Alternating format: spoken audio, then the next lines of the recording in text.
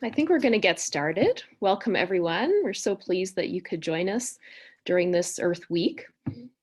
We're going to start with a land acknowledgement.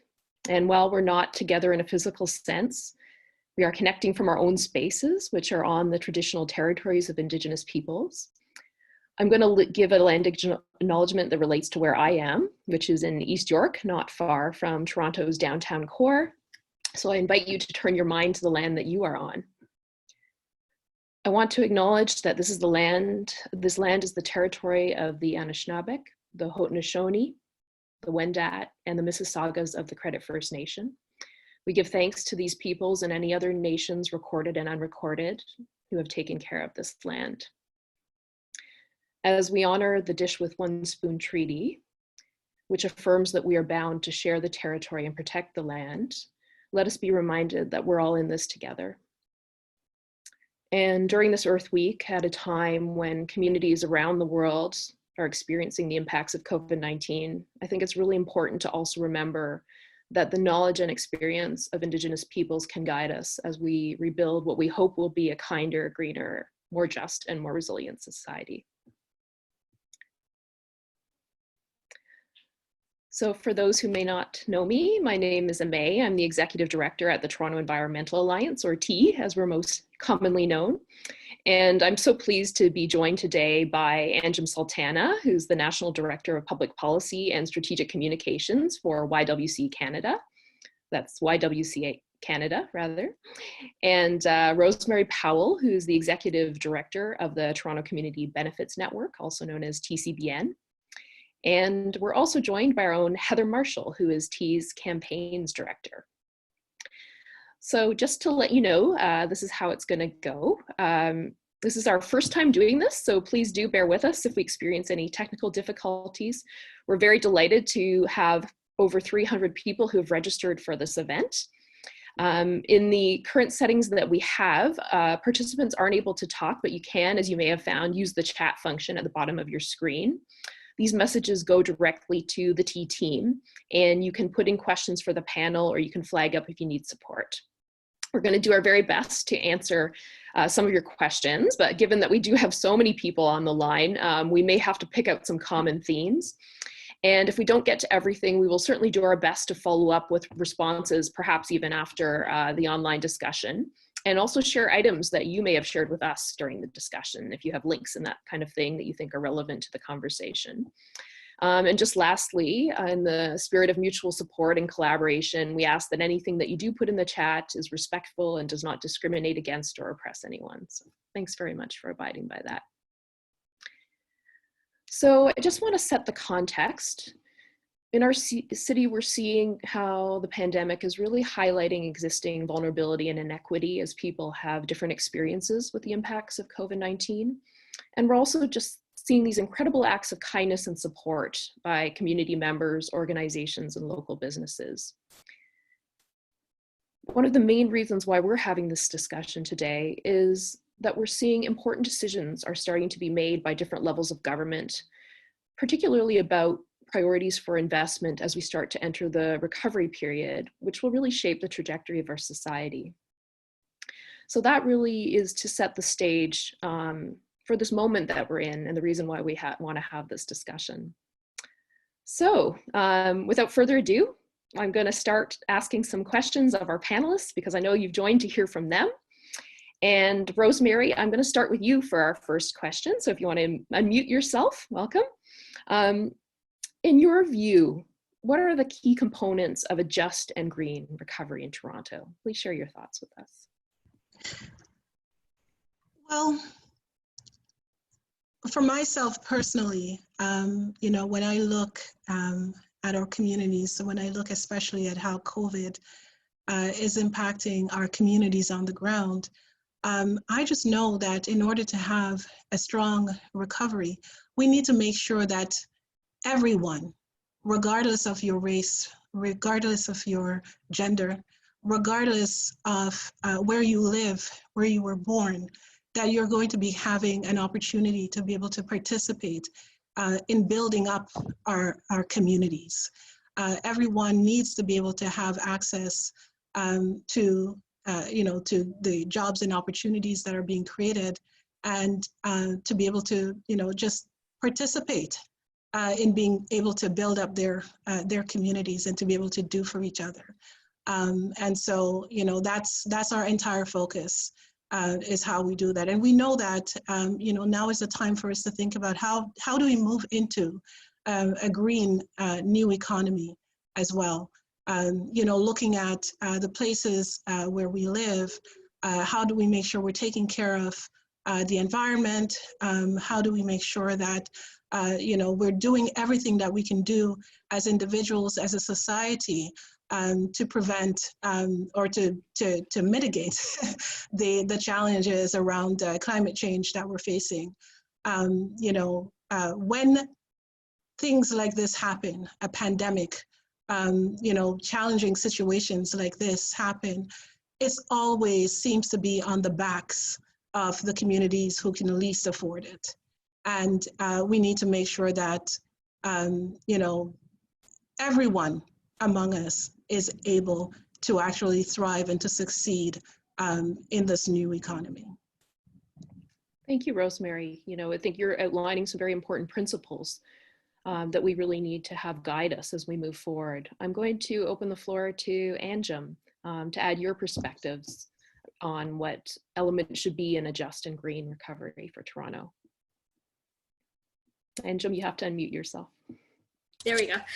So first of all, definitely echo much of what Rosemarie has said around who is being the most impacted. And it seems whether it's a pandemic, floods, extreme heat, many of these crises that we're seeing, some of them environmental, the people who are most impacted are equity-seeking communities. So for me, in this recovery period, those are the communities we need to center.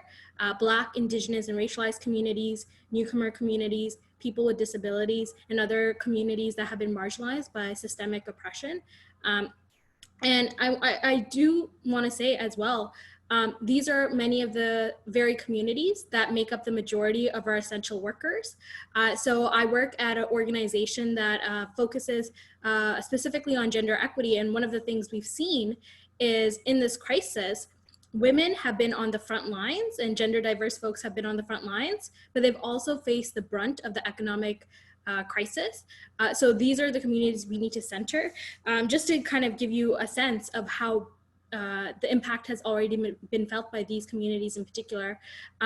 In terms of the workers who lost their jobs in March, so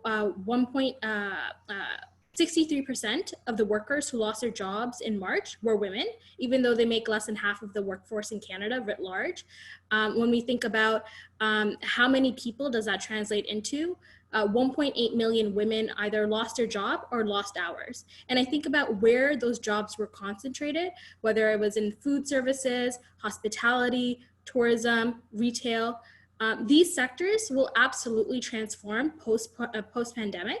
And so my question is, in this recovery period, how do we transition some of those sectors so they become green jobs? And what role and what space is there for equity-seeking communities in that transformation of our economy? I also think, being a longtime Torontonian, been here for many decades, we've seen Toronto meet the demands that has been placed on it. But I think it shows us how chronic underinvestment in key social and economic infrastructure caused some of the crisis response in the first place. When I think about the people experiencing homelessness, many advocates rose to the challenge and said, we need to convert empty hotels into spaces for people that require shelter and housing. But perhaps we need to think about deepening our investments in affordable housing, and that's a role that the City of Toronto can play. When I think about who can actually afford to stay at home and shelter in place, who has access to remote work and who doesn't, and paid sick leave. So I think working conditions are also a place where we need to focus. And I think about finally, who has income, and Rosemarie pointed this out, who can actually afford to deal with this crisis. I think that's another area around income security and poverty reduction that the city should take a look at post-pandemic planning. And these are some of the areas. So for me, coming from a public health background, the social determinants of health for me, offer the roadmap for where we need to invest next and where we need to focus our efforts collectively. Thank you, Anjum. And I think you've pointed out some really important things to consider, how this is multi-layered. You're talking about how these experiences have a human face, how gender and many of the people in care work are women, but they're also disproportionately impacted by income precarity. So this is really important when we're designing the way forward to bear these in mind. And we'll certainly circle back to some of the ideas you've had around mobilization and addressing these things. So I'm going to go over to Heather to add your perspective to this question. Thanks, everyone, and completely agree with everything that Anjum and Rosemarie have already shared. A few more, I guess, I can add to the discussion. One is certainly that we need to leverage any public investment to meet these multiple priorities, like the ones that Rosemarie and Anjum are already speaking to: climate justice and our community benefits, meeting our housing needs, making sure all of our infrastructure is resilient, our social infrastructure and our physical infrastructure, to both the kinds of health crises we might face, but also extreme weather and other types of crises, like an economic decline, for instance. I think it's also really important that we learn from and build the social, environmental, and economic resilience against all these possible future shocks, which means we're going to have to reflect and really learn and iterate from what's been going on. And of course, we hope that some of the amazing innovations at the community scale that have popped up, even around food production and delivery, can be sustained and not go back to the status quo where people are facing that food insecurity. Another example is not losing ground. We've worked so hard in all of our movements to gain some significant wins at the city level. And we need to make sure that when we're doing recovery work, it aligns with the City of Toronto's climate action and equity commitments that we've gained in the past few years. And I would say the last one is that I wanted to add was really making sure that there's a democratic process. Right now, a lot of governments have emergency powers, which means, it's held very centrally. It means we're not seeing the same kind of democratic decision-making we would normally see because of the emergency. But as we start to plan for the future, we really need to reinstate those public processes. And of course, because the grassroots community response has been so great, but there's also been so many impacts, Toronto residents, speaking as residents or as workers in our communities or as community leaders, have a lot to contribute to recovery planning. Thank you for that, Heather. And certainly you've highlighted some really important themes around what is the social and physical infrastructure that we're seeing coming to the forefront now that can really be harnessed in the future to help our city and our communities withstand future shocks, but also build like a resilient society, the society that we all want to live in, that's really caring.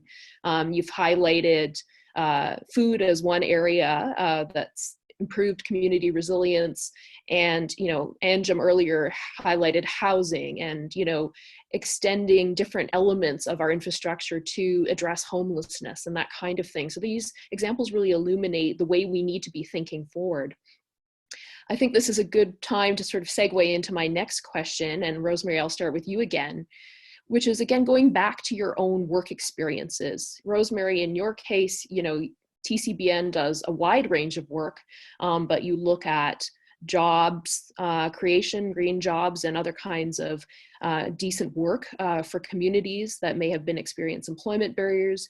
You do community building and development work. You engage with a huge variety of stakeholders, a whole range of folks, from community to public and private sector. So what I want to ask you is, what have you observed in your own work in the last month? What can be learned from these observations that could inform concrete actions that the city should take in the recovery process?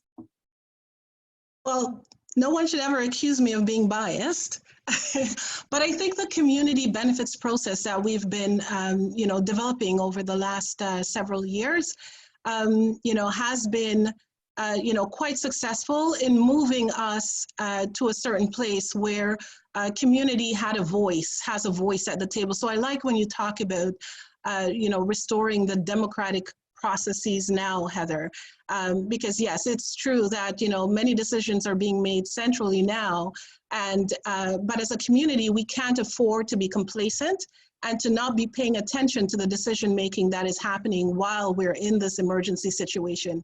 And we have to still keep our eyes on the ball.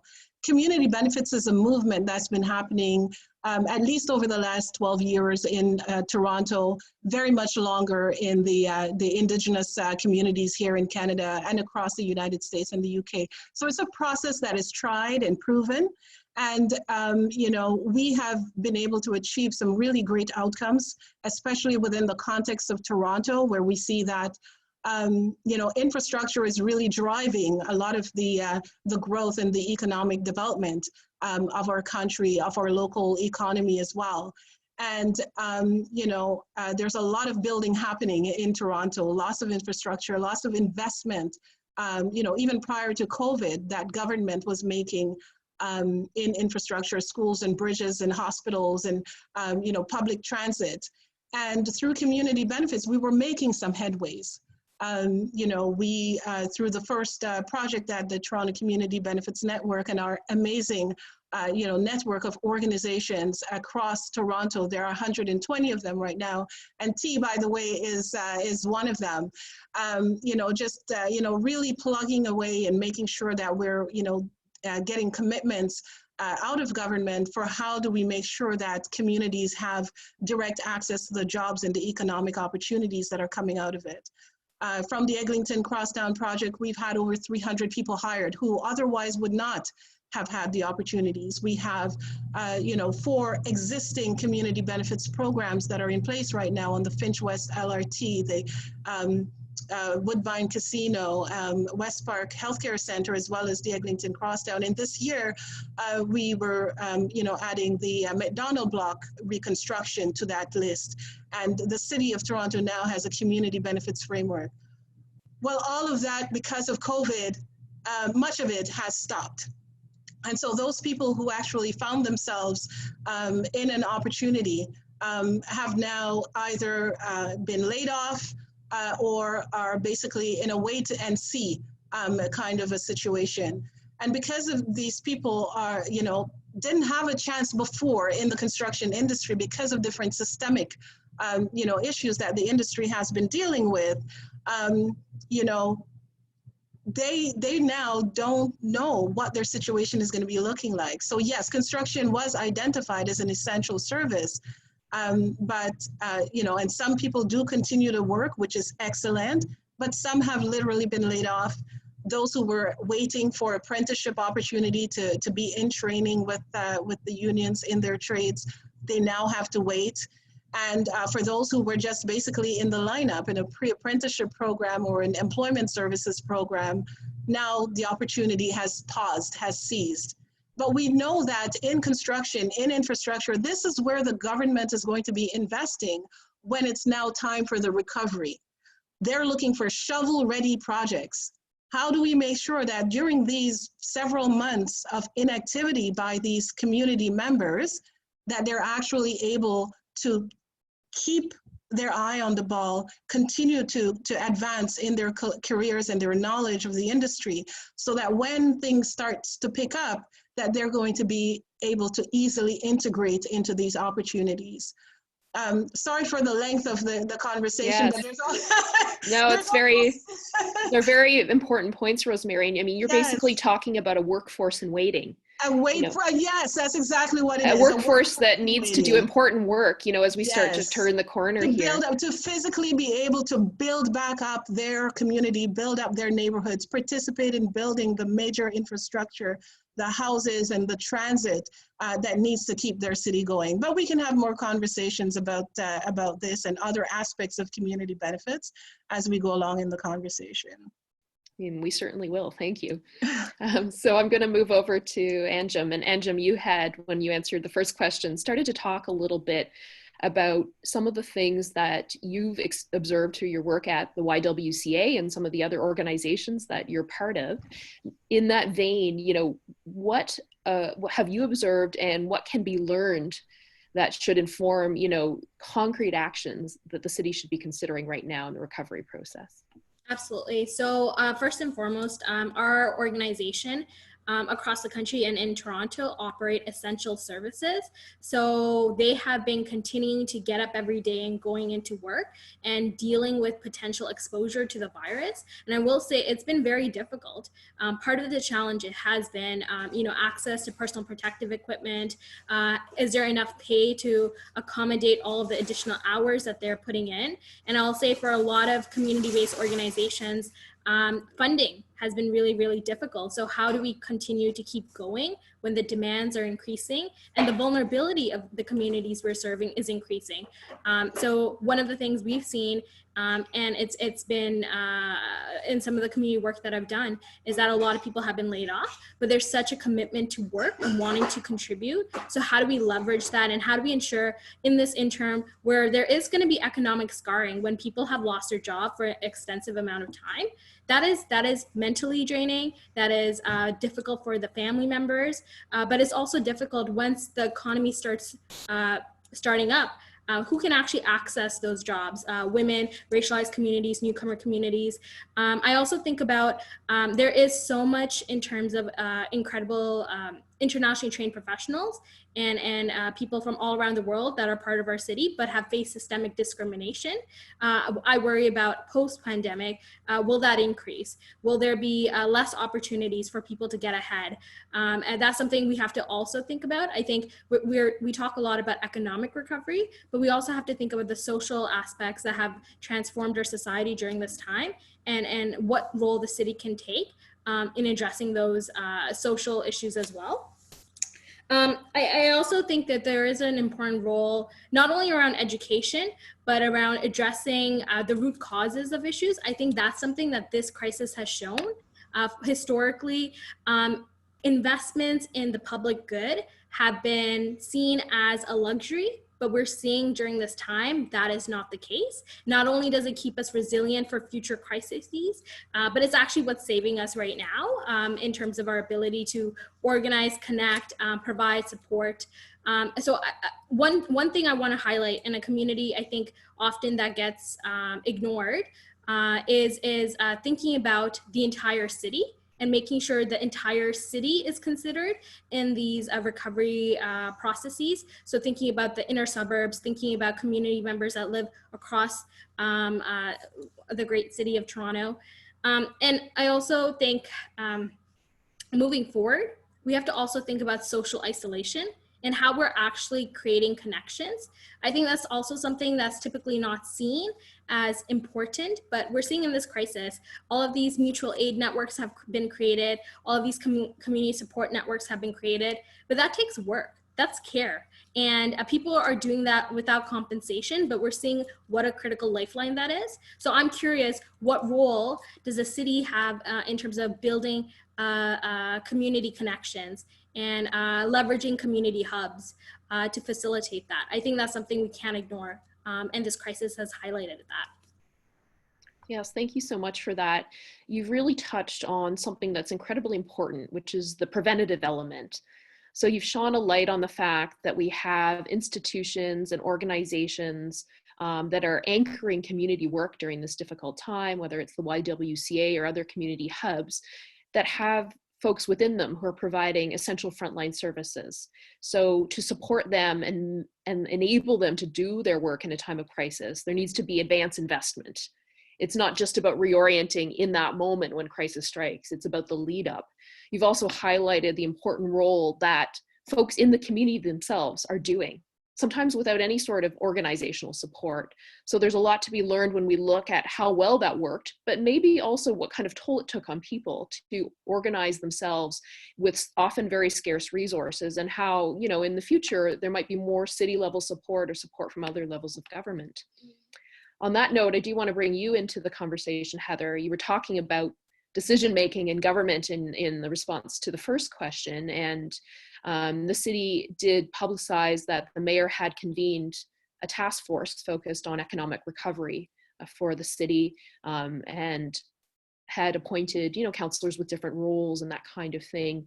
So, you know, when you look at the kind of work that T's been involved in and concrete actions that the city should take moving forward, particularly as this task force has been convened, what are the things that you feel need to be shared at this time? Related to with the task force specifically? Yes, and concrete actions just in general that the city should be taking. Oh, yes. So, I mean, certainly one area that we see is very, very critical is they need to really make it public that they have a commitment to hold equity and hold climate at the center of the decision making that they will do. And remembering that our city government has quite a bit of power. They have spending power, they can pass regulations, they can procure goods, they set a lot of rules.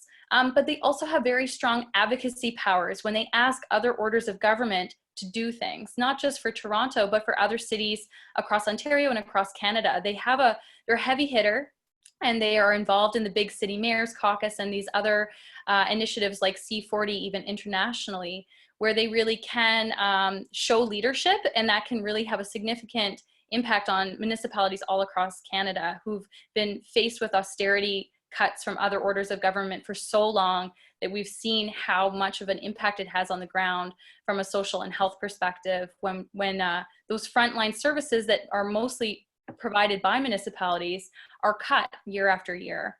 And so certainly for us, we're looking at where those areas of alignment are with climate priorities, as well as with housing and with equity seeking groups being able to get good jobs, be on the path for good jobs.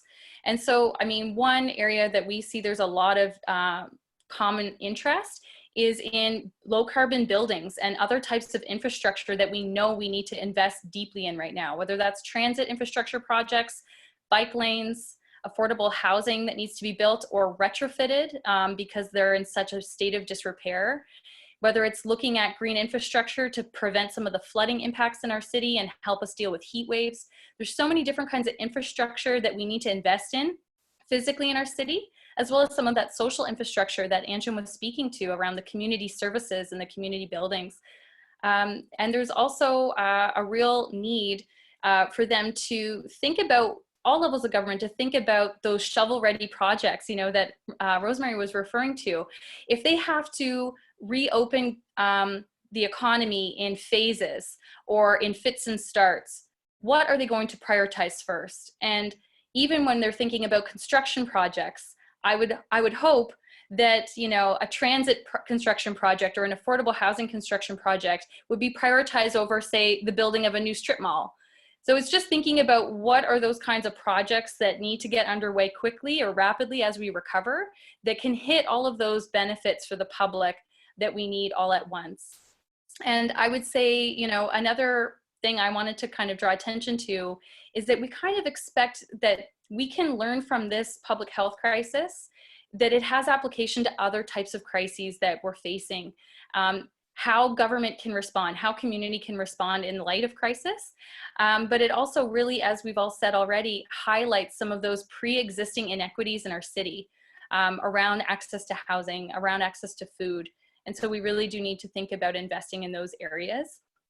I would say that one thing we're noticing and we can anticipate is that there will be waves of recovery. We won't see everything happen all at once.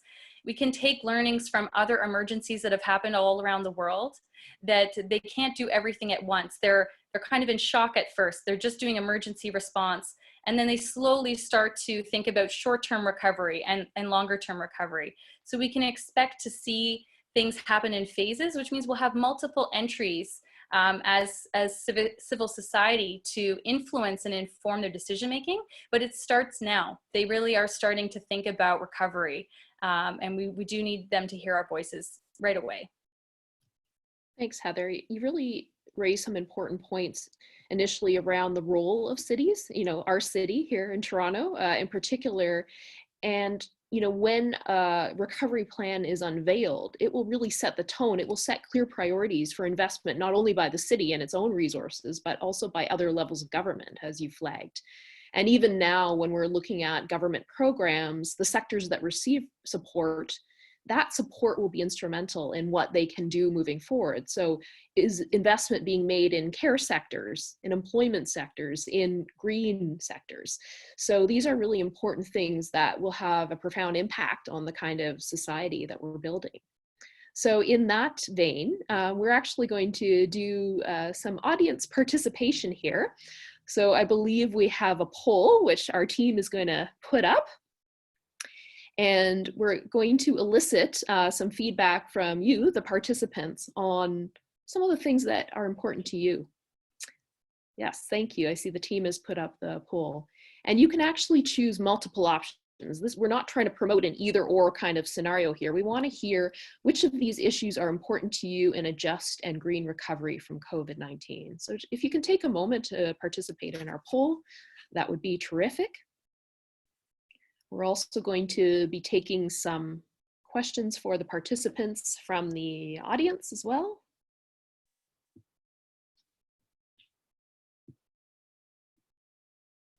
Just take a moment to let folks complete the poll.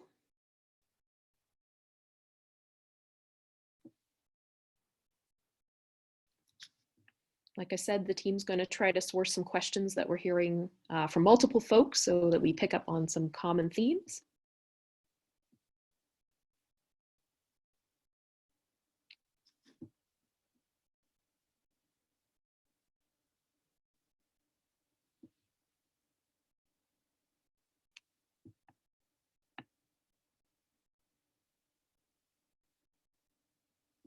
All right, so we have some results, which the team is showing on the screen.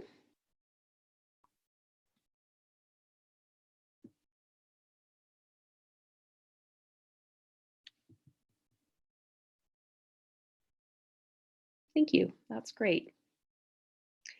So I think, what we take away from that with our quick glance at the poll is, it really speaks to the intersectional nature of the challenge that we're trying to solve and thinking about the way forward. Thank you everyone who participated in the poll. So I want to flip over to some questions that have been raised by participants. And here's one of the areas that folks were asking questions about. So what's the best way to support those marginalized and in most need when we are trying to all support our own families and small businesses? So I think I'm going to start with you, Anjum. So what this flags up is that people may want to help, but they're also maybe carrying a burden at home. So do you have any thoughts around how they direct this good intention to help their community while also, supporting their own family and not overtaxing themselves? I think one of the most important ways that people can contribute is their voice and their insights. I think many organizations have raised the alarm on issues that they're dealing with, that they're supporting their community members with. I think amplifying that. T has been doing work on several issues. Toronto Community Benefits Network has been doing many different campaigns as YWCA. So I think this is the time to really provide our support to these organizations. I think one of the challenges has been around funding. So if people have the capacity to, I think that's another avenue, but also recognizing that we're all being strapped economically and financially during this crisis. I think what we need to also do is, despite the economic challenges that we're facing as individuals, communities, and organizations, we do know that there are resources there. So how do we mobilize that? How do we call on government to do more? How do we ask the private sector to do more? I think this is where everyone has to put in their contribution. And already communities and individuals and organizations have been doing their part, but we have to ensure that everyone is doing their part. So I think that's a key piece, and really pushing and mobilizing our elected officials and picking up on the theme of that Heather raised around democracy, making sure that there are these equity considerations and saying that this is important to us, and that there needs to be adequate representation from the groups that are serving and representing those communities. I think I want to actually take this moment just to highlight an example in the city where I saw this quick change that really centered equity-seeking communities' demands, and that is around the conversation we've had in the province of Ontario around race-based data collection and socio-demographic data collection.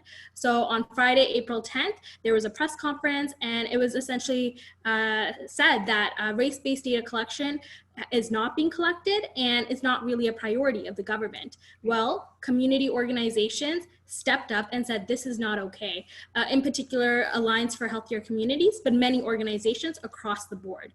And within 7 business days, so just 7 business days, so on Tuesday, we heard from Toronto Public Health that they're going to make this a priority. They're going to figure out a way to do this because it's really important during this pandemic. We know who is impacted. We can guess, but the smarter thing is to actually know. And the way to do that is data. But the way that happened was not by accident. It was through mobilizing, it was through writing op-eds, it was through pushing and pushing and pushing. And in 7 business days, we saw a change. So it really shows you the power. And we saw that here in the city of Toronto. And that's something that data collection actually impacts so many different issues, right? Everything is very much interconnected. But I think that's an important example that I wanted to highlight around the power that we have as a collective. Well, thanks for that, Anjum. It's so important how joining the public discourse, can actually turn things around from a policy perspective. And, certainly in the example you gave us, we were hearing from other jurisdictions that folks from different communities in terms of contracting COVID-19 and mortality rates were different among different populations and communities. So for us not to recognize that would be to not recognize really, really critical information that can help when supporting communities. I'm going to ask this next question of Rosemarie. Because you do in your world deal with so many different stakeholders. And the question is, how can we make sure that our governments hear from us and consider community needs, not just the needs of lobbyists who are often lobbying very hard and they're paid to lobby when they're developing this recovery plan? So how do those community voices break through when there are all these other interests that are coming at government officials? Andrew, loved exactly what you were saying. As a community, we need to organize. This is the way how the Community Benefits Network, the movement was started, and that it was able to actually achieve any kind of traction is because people in their local communities were, raising their voices and stepping out and becoming uncomfortable and going out to meet and talk with their local elected representatives to let them know what they're interested about, what they're passionate about. And it's what we have to continue to do as a community. We just have to keep organizing. We need to be a champion for the issues that we're passionate about and make sure that our elected representatives, who we, by the way, put in place, are actually listening to us. So, continue to do things like you're doing today by participating in this very important conversation with T. They're doing important, amazing work to make sure that they're getting the message out to our elected representatives. And so we need to support them to make sure that they're strong and that they can also amplify your voice out there. But I want to add to that as well, just as individuals, we can take personal responsibility around certain things. One of the issues that I didn't discuss that we deal with in community benefits as well is around social procurement. At the end of the day, we know that small businesses, local businesses, the moms and pops out there who are, by the way, devastated by COVID. I think about Little Jamaica along the Eglinton Crosstown, a community of a network of small businesses, hairdressers, catering, restaurant services, who were already struggling with the construction that was happening, on that street. And now through COVID, they've had to shut down. They've lost half of the businesses, have basically dried up. For those who do remain and are able to actually continue through that struggle, how as individuals we can actually support them by purchasing from them. Sometimes, as community, we're not looking for a handout. We're looking for a hand up, right? And so we as individuals should look at how do we spend our money and how can we support certain causes by the way how we're able to intervene in those processes. Small businesses, we need to support them. We need to make sure also that we're advancing their cause to our elected officials to let them know that they also need support, loans, and bursaries to keep their businesses going as well. Thank you, Rosemarie. I think the line you have shared about a hand up is something that's really going to stick in people's minds for a long time to come.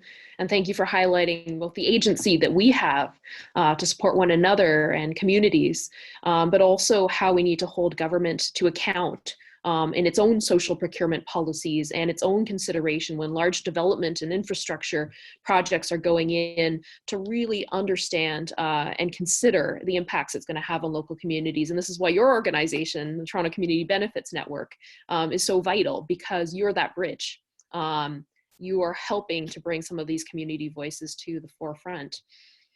Heather, I'm going to turn to you. So we've had some questions in the chat about green space.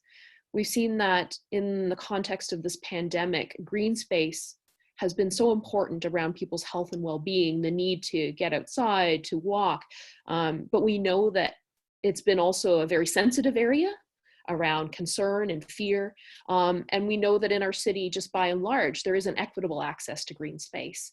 And the needs that people have to use green space also relate to their living situation. You know, not everyone in this city has the privilege of having a backyard or a park that's close to them. So, you know, if you're living in a multi-residential setting and you don't have your own backyard or green space that you can easily access, you're in a different situation than someone who may be living in a single family unit home, for example.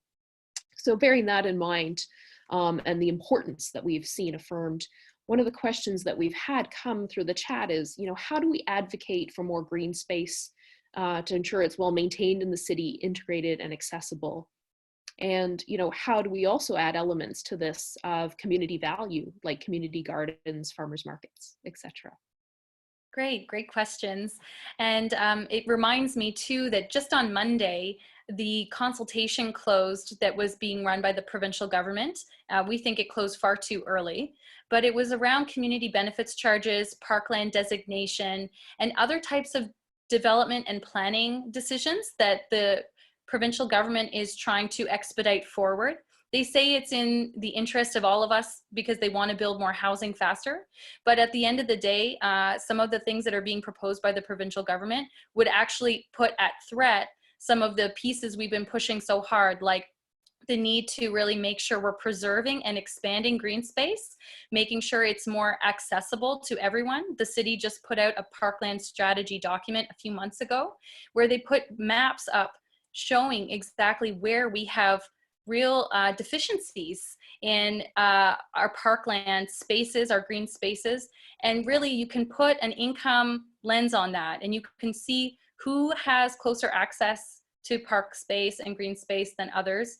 And not just proximity, but how can you safely get there? Can you get there by walking or taking a bicycle, or do you need a vehicle to get there? So even just the way some of our communities have been planned, especially in the suburban areas of our city, really do limit access to parkland. So even if they might have a really beautiful big park not that far away, like Rouge Park, they might actually not have any real access to it because of transportation issues. So the city was really looking at parkland strategy as not just how much space people have and how easily they can access it, but yeah, how are they going to get there? And we also know that green space is so important, not just only for our health and air quality and water quality, it's also really an ecosystem service to help manage extreme heat days, flooding issues. It creates food and medicine space that we need for growing these kinds of important plants. And so it's really critical that we are looking at infrastructure in new ways. So literally tearing up concrete and creating permeable growing spaces that can collect rainwater, that can grow food, that can be those kinds of respite, you know, from the urban life where people can, you know, sit down and get some fresh air and really connect with nature and with each other. So I think it's a really important thing to keep in mind, is not just the need for green space, but just the kind of policy planning and development types of policies that are happening right now. It means we have to keep an eye on all of those.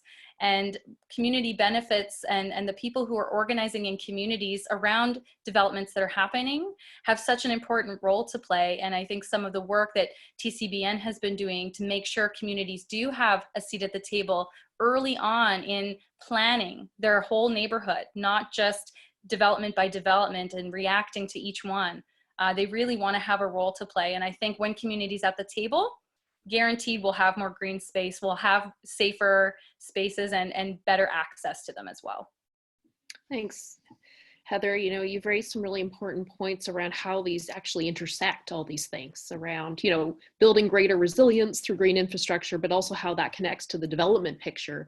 So when developments are planned, you know, are they including, you know, this kind of green space for communities, and in addition to some of the things that Rosemarie had mentioned around communities really prioritizing and needing, and also the fact that we need to really remain vigilant. A lot of us civil society organizations, when we're looking at what the city and the province are doing around passing some of these policies and legislation, are they really putting the interests of communities at the forefront? So even in this time when governments may appear to be in crisis mode, they're making decisions that have long-term impacts. And as civil society, we need to be analyzing and critiquing those decisions and sharing with the public what they might mean.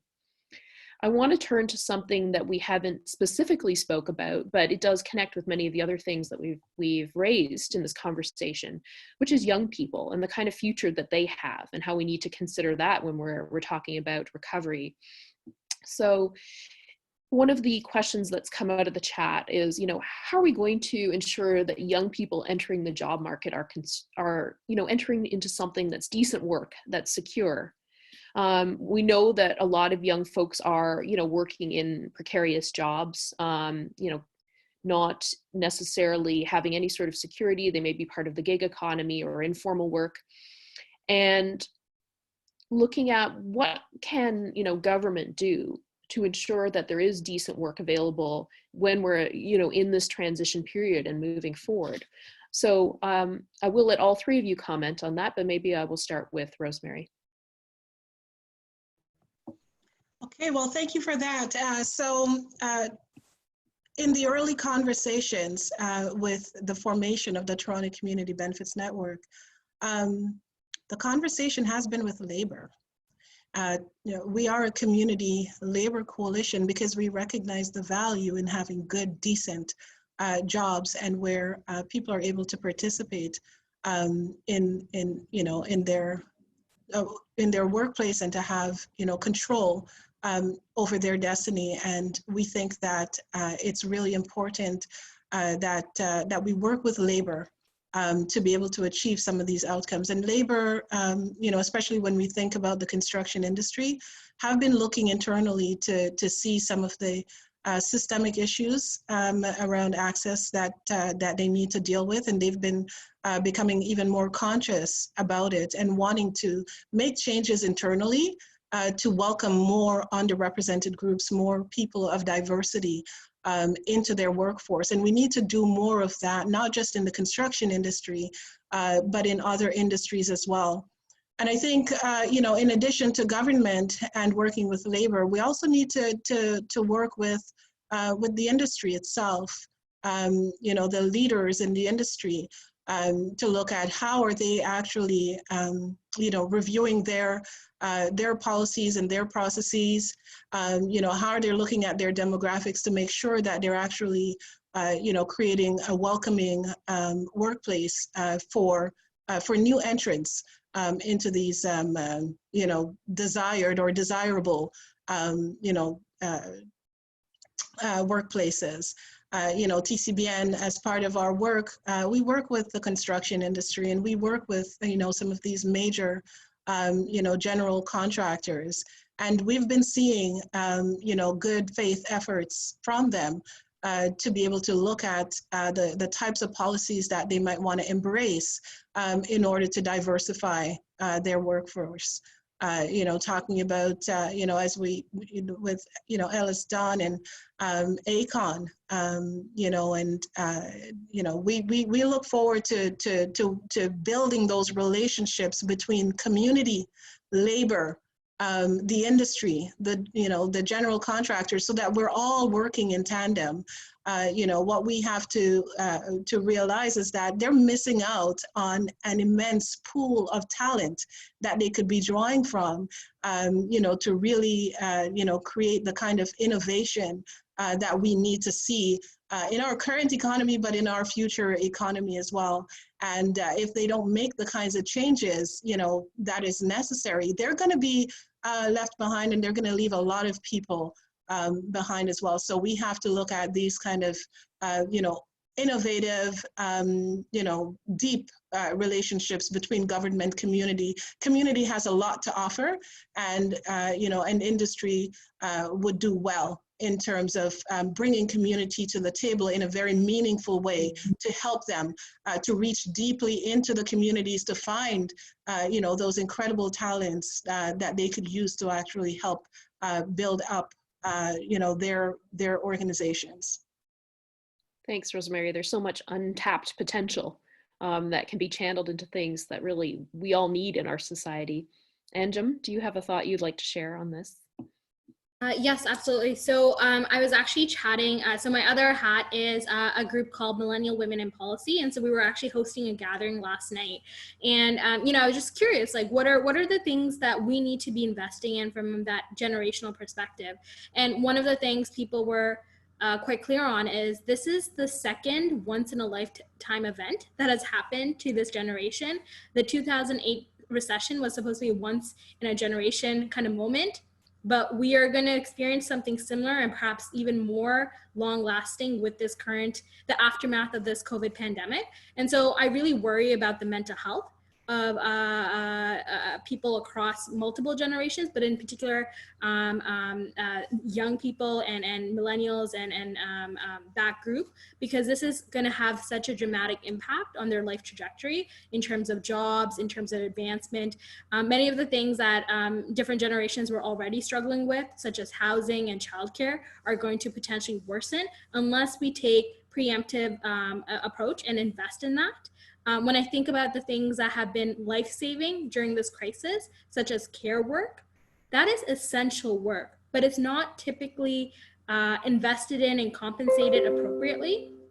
I think that's an area of growth, like thinking about the care economy, thinking about the green economy, but we need to put in the investments to reskill workers so they can participate and take and leverage their skill set to take on those jobs. I wanted to also just highlight the piece around housing in particular. So I think this is something that was already a concern before this crisis, but has dramatically been accelerated. And I think this is very deeply tied to work. So one of the things, just to kind of just share, is the type of working situation many of us are experiencing, which is remote work, flexible work, because of this crisis. Disability justice activists have been talking about this for a very long time. And through this crisis, we're seeing all of us benefit. I think the way in which this is tied to housing is that oftentimes your work dictates where you where you live dictates the type of employment opportunities you have access to. I think this crisis in the aftermath, that is going to start to decouple. But what we need to do is actually invest in public transit and housing, so people, should they ever need to come into the city, they have that come into certain parts of the city, they still have access. But I think there's going to be a decoupling of home and work. But we need to create the public investments to make that happen and make it equitable. Thanks, Anjum. And, there's such a strong relationship between all the things that you've outlined, but you've also outlined, together with Rosemarie, some very hopeful pathways forward. Heather, I'm going to turn to you. I'm going to let you, if you'd like, also reflect on anything around, youth employment and youth engagement, but I'm going to do something to you, which is throw in another excellent question that came through the chat as we're getting to the final stages of our discussions. And the question was around how publicly funded housing, just to pick up on Anjum's thread, can be designed to promote social inclusion and environmental sustainability. So you've got options. If you want to integrate that, just so we address a very good question, you're welcome to do that. Okay, I'll try to be quick. I know we're getting close to 5 o'clock. Just on youth, and two things that really come to mind for me.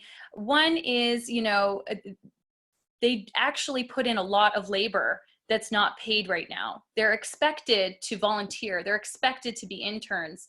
They're expected to go out and clean up garbage and plant trees and do all kinds of wonderful things in their community and not be compensated for it. And I do think, we have to recognize that a lot of the labor that youth are putting in should be paid. It should be considered good jobs. And I think there are also a lot of seasonal employment that happens including by the City of Toronto as a seasonal employer that employs quite a lot of young people. And then there's Canada Summer Jobs and other programs like that paid for by the government, where we really could see those be better jobs, longer lasting, and really be oriented towards the kind of green skills training and on the job training that they need, and especially the kind of mentorship they may need. And also just to say advocacy, youth, especially if they're under voting age, are sometimes written off, and it's not right. So I think they need to not wait to be invited, you know, as a voter, or wait to be invited as a stakeholder. They need to do that advocacy work. We've seen that with the youth climate movement and other movements. So certainly getting youth tapped into Toronto Youth Cabinet and other entry points where they can deeply engage maybe in student government and other places where they really can have a strong role in setting policy and really having an influence. And then I guess on public housing, you know, there was a huge investment recently announced by the federal government to financially invest in the Toronto community housing retrofits. As we probably all know, social housing is in a serious state of disrepair, and we're at risk of losing existing units and displacing a lot of people who rely on those units if we don't immediately start repairing and retrofitting these buildings. And so it's important that we preserve our existing housing stock, not only to make sure they're healthy spaces for people to live and resilient to extreme weather and helping to meet our emission targets from a climate perspective, but we also literally could have, you know, another emergency situation like we did in St. Jamestown, where overnight, because of a fire, 1,500 people were displaced. So we're really at the tip of the iceberg with our housing crisis, and we need to really double down, maybe triple on the efforts to really get a sense of the state of that housing, both public housing and private rental housing that we deeply rely on. And there's certainly ways to align that with job creation, on-the-job training, and prioritizing people who live in that type of housing that may want to get into those skilled trades or other types of green housing initiatives, whether it's on the grounds of their building or even maintenance work, that they could be brought in and be part of that job pathway. Thank you, Heather. So lots of food for thought there. We're going to enter our final round, which is going to be action focus. So if you can stay with us for 5 more minutes, I think there'll be some things that you don't want to miss from our panelists. In the theme of action, my team is going to post a sign up action from T in the chat, but I'm going to hand it over, starting with Rosemarie first, just to share your final thoughts about, you know, anything that we being residents, we being community members, we being civil society can do right now to ensure that this recovery, which is coming, is just and green. Any final thoughts you have for folks? One thing that we didn't get the chance to talk about, and maybe this is another webinar, it's all about social enterprise. I think we need to organize ourselves a little bit differently. Housing cooperatives, social enterprises for food, for different kinds of you know, economic needs that we have to come together. And then one other area is around mentorship. You know, mentoring and supporting the next generation of young people. You know, we can all, with the expertise that we have, we could share with others and find opportunities to mentor others. Thank you, Rosemarie. Some great suggestions for people to think about moving forward. Anjum, I'm going to give you the same question.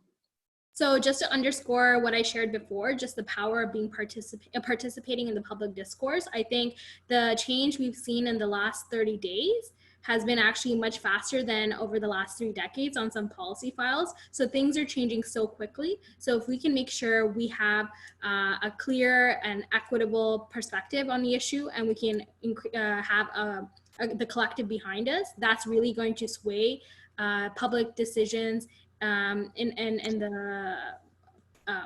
with the focus on the issues that we care about. So really public discourse, one of the ways, letters to the editors, op-eds, these are all places where we can shape where our future, where our trajectory goes next. Thank you, Anjum. All very terrific suggestions around ways that people can have impact and influence. Thank you. And Heather, over to you finally. things that you would Sure. want to share for our participants around taking action? Absolutely. Well, if you aren't already part of the T community, certainly we would love to have you sign on with us and be following along. We're going to have more events like this and hopefully more open discussions where people can see each other's chat messages in the future. We also just sent a letter to City Council today outlining some of the things we've shared on this discussion right now, really hoping to set the tone of what we expect from them when they have their first city council meeting next week, since everything has happened. And also just to say, there's really a chance here, you know, to engage with your elected officials. As everyone has said, you know, they have to represent what we need right now, and that means we really do have to flex our democratic muscles and engage with them, especially at the city council level. They're the government level closest to the people. They're the frontline services, you know, side of government. And so they do truly want to hear from people right now, not just for what they can do, but what they can send, you know, amplify through those other levels of government that they'll be negotiating with in the coming months. And so, you know, I encourage you to sign up, look up who your elected officials are, sign up for their newsletters. Some of them will be having digital town halls. Please engage in those kinds of town halls, speak up.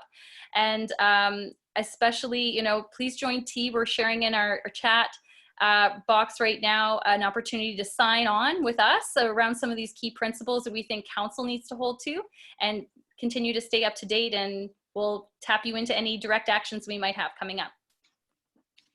Thank you, Heather. I think the team is sharing a sign up action in the chat box right now for those of you that want to click on that, definitely to stay in touch. I just want to really thank everyone who has joined us in this conversation. This was our first time attempting something like this. We got really rich questions that came out of the chat. We will be exploring different ways to make these forums more participatory, you know, as we learn the technology. I want to say a special thank you to Rosemarie and Anjum for being our guests today. You've added such rich perspectives.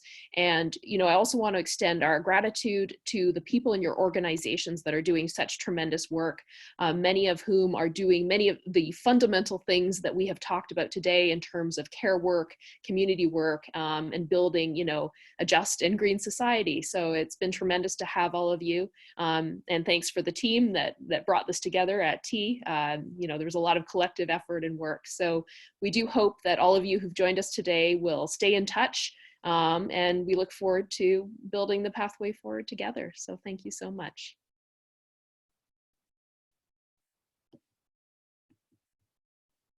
Bye, everyone.